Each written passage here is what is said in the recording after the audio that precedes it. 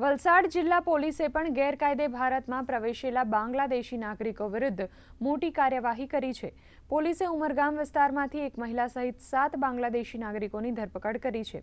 આ ઘૂસણખોરો પશ્ચિમ બંગાળ થઈને ભારતમાં પ્રવેશ્યા હતા।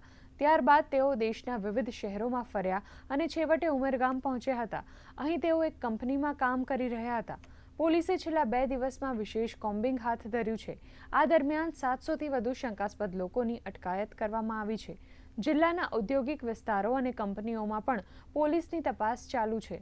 ઉમરગામની એક પર્ટિક્યુલર જે ગાર્મેન્ટની ફેક્ટરી છે એમાં કામ કરતા શંકાસ્પદ 7 જેટલા લોકોને લઈ આવવામાં આવ્યા હતા અને એમની પૂછપરછ કરતા અને એમનો ડેટા ચેક કરતા એ 7 લોકો છે એ બાંગ્લાદેશી હોવાની કન્ફર્મેશન મળ્યું છે।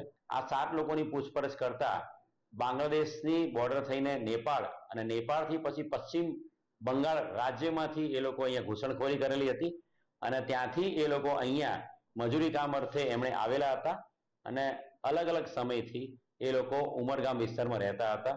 એક સારી સફળતા ઉમરગામ પોલીસને આ 7 બાંગ્લાદેશી ઘૂસણખોરોને પકડી પાડવા મળી છે।